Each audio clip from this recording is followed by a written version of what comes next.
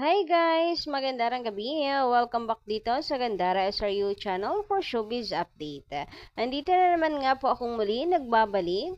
Ang nagmamaganda ninyo kachismos ang Kimpaw. Wala nang iba. Ako lang naman po ang nagmamaganda ninyo kachismos ang Kimpaw. Si Gandara.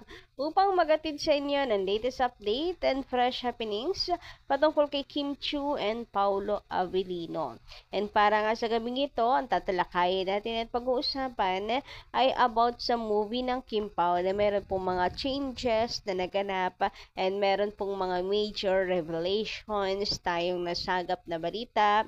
So, ayun, medyo nakakagulat nga po itong balitang ito. Pero ano siya, mainit na pinag-uusapan ngayon sa social media. Hating-hati po ang reaksyon na syempre both fandom dahil meron pong isang love team ngayon, kontrobersiya talaga ang isasama sa movie ng Kim Pao.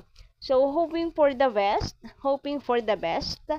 Sana maganda ang kalabasan. Sana ay tama yung desisyon. Kasi meron tayong nababasa na ngayon pa lang nagnenega na. Huy, grabehan yon. But before that, sa mga hindi pa nakaka-subscribe dito sa ating channel, maaari lamang na pindutin po ninyo subscribe button at notification bell para maging updated ka at ma-notify tuwing may bago tayong chika at balita hinggil sa Kim Pao. Basta mga balita at chika na may kinalaman kay Kim and Paulo Avellino, sagot na natin yan. So, eto na nga, wag na po nating patagalin pa about po sa movie ng Kim Pao na ipapalabas na po sa March 26. Lumalabas na isa po sa reason kung bakit parang tumagal po ang shooting, kung bakit naurong na naman ang movie ng Kim Pao ay dahil sa pagpasok ng JM Fiang. Ipapasok ang JM Fiang sa movie ng Kim Pao. And kanina, binasa natin reaction ng mga fans ng JM Fiang at nakalagay doon ay okay lang naman na nakasabit na nakasabit sa Kim Pao ang JM Fiang sa ngayon at wala pang lead role. Pero mukhang may maagawan daw ng shine. Hoy, ano ibig sabihin niyo doon? Talagang meron talagang hindi talaga mawawala yung mga toxic fans. Hindi yan lahat ha, guys. Hindi ko nila lahat.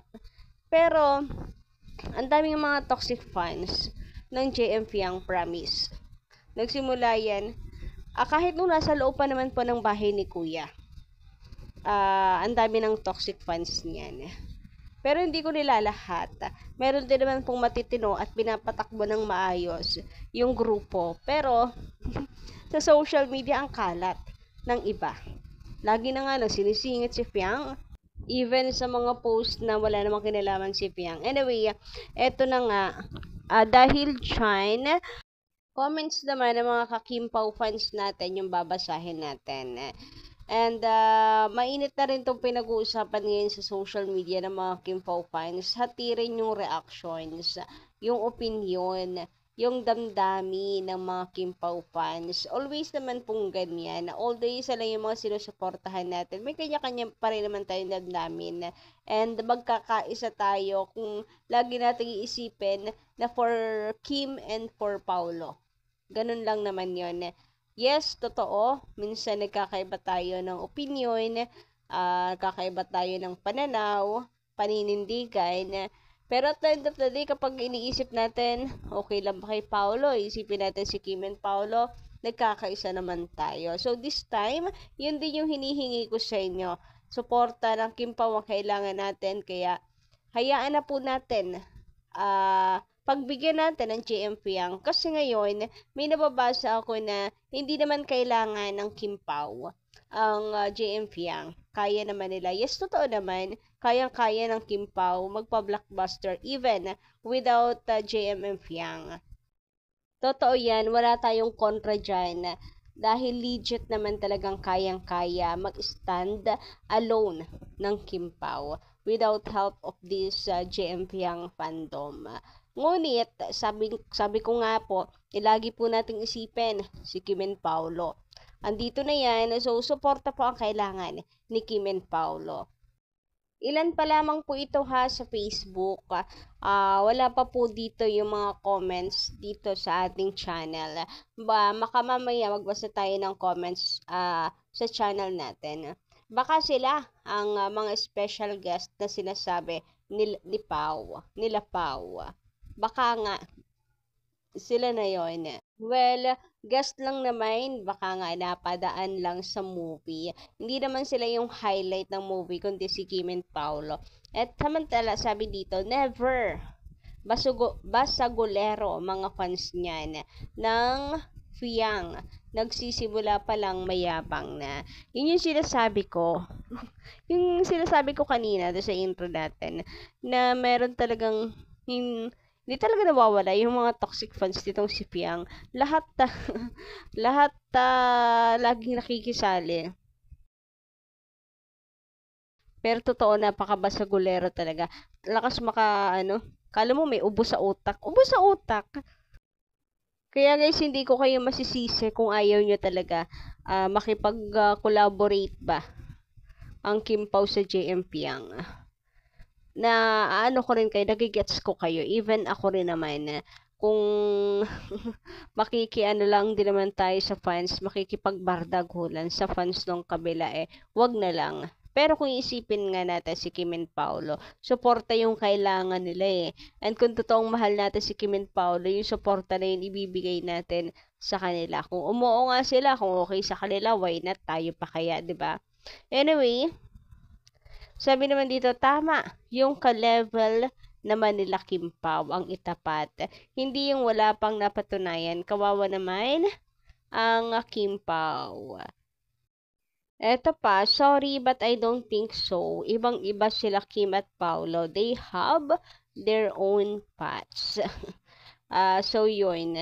Magkaalaman guys, hindi naman siguro mahabang exposure nila, hindi naman siguro nila kakainin yung buong movie para sila yung pag-usapan. Baka nga sabi ko sa inyo napadaan lang. Baka nga mga wala pang 1 minute yung nila, exposure sa movie.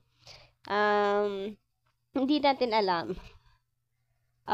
Basta for the support na lang po kay Kim and Paolo, yun na lang yung magagawa natin. Isipin natin si Kim and Pao, if okay sa kanila, why not? Bigyan din natin ng chance. Pero, kapag binigyan natin ng chance, then, ang toxic pa rin po nila. Ay nako, wala nang second chance. Wala nang second time. Kanya-kanya na to. Kanya-kanyang bakod na to. Katulad nito, medyo dito ako na kasi, sabi dito, mag-blockbuster yan dahil sa JM Fiang. What do you mean? Dahil lang sa JM Fiang, kaya magba-blockbuster yung movie? Kim Pao yan ha? Hindi maliit na fandom ang Kim Pao fans. Hindi maliit ang fandom ni Kim and Paolo Abilino. For sure, buhat na buhat ang movie. Hay! Grabehan naman talaga sa buhat na buhat ang movie. Ito yun. Hindi talaga nawawala yung mga gantong comment. Go! Queen Fianggi! May paganyan pa. Sus! Ay, awan ko na kung hindi ka talaga high blood. Kaya, ito yung reminder. Ito yung reminder ko sa inyo guys. Even ako na-stress. Kagaya nyo, huwag kayong mag-alala. Kasama nyo ako sa mga na high blood din sa mga gantong tao, gantong toxic na fans. Biruin nyo, movie ng Kim Pao, tapos JM Fiang daw magbubuhat. Tapos magba-blockbuster, parang utang na loob pa ni Kim and Paolo sa JM Fiang kung magba-blockbuster yung movie. Huwag ganon, hindi ko naman nilalahat ha. Hoping talaga guys na mas marami yung matitino pong fans. Hoping and praying na magkasundo po dalawang fandom. Hindi natin gugustuhin ng fan war para sa success po ng movie ng Kim Pao.